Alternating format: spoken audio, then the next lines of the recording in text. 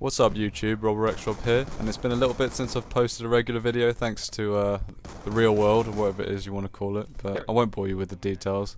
Instead I thought I'd like to talk about the problems I've been having with posting other games. So we've got some more Call of Duty gameplay in the background, some fun SAIGA gameplay. This gun is pretty fun. It's not as good as it used to be. They patched it a little bit and now it's it's a bit hit and miss, but I guess you can say that about many of the overpowered weapons. It's probably for the greater good. Anyway, yeah, so originally I planned on making my channel a gaming channel with an emphasis on Call of Duty, but even with those other games I wanted to focus on the multiplayer side of them. Yet so far it's been Call of Duty exclusively. The reason is because Call of Duty for the most part is just much better supported than any of the other games I play. The servers run smoother. There's no problem with player counts or finding games, and the average connection is just generally better. Let me give you an example. Ghost Recon Future Soldier is a great tactical shooter. It's got intuitive controls, awesome cover scheme, it's got some pretty awesome multiplayer action, or at least it did anyway. But you jump on the game now and the multiplayer is still unpatched, it's buggy. A lot of the problems that have been residing there for a while are still there.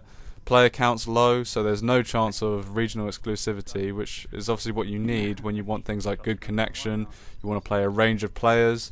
So ultimately it just makes it incredibly difficult to achieve any real consistency. This is not just related to games that I'd like to post, but the fact is there are a huge range of great games and varying multiplayer experiences out there that either lack support or are simply dwarfed by the behemoths, which are like Call of Duty, Halo, or usually a mixture of both.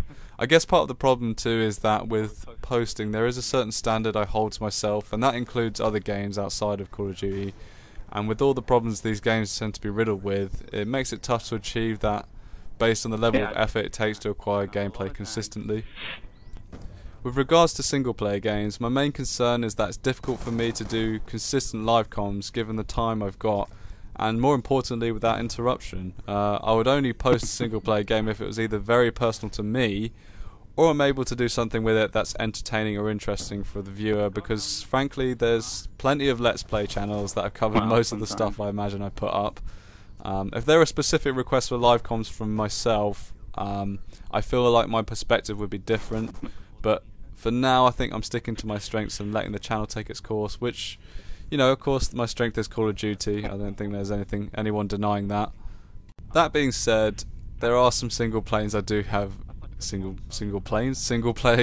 that I do have lined up for the channel, and these are some games that are very personal to me. And you know, when I try and edit these sort of things, I do try and make it so that I empathise with the viewer. If you were watching it, you wouldn't want to see the other person faffing about. You kind of want to be following the story, following the main gameplay, and so I try and keep that up with my editing. But yeah, that's something we've got coming up in the future.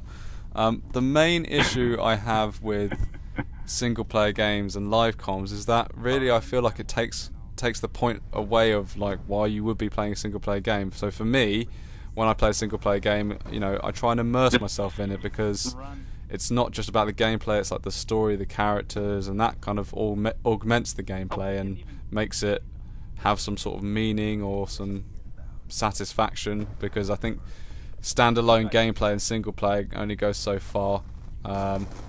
And so I never really understood people who could kind of do consistent live comms, because I don't know, when I'm watching or playing a game, I don't really want to hear someone cackling, "Oh, so fuck you, that guy, for taking off my nuclear." Anyway, I don't want to hear someone just kind of cackling in the background, and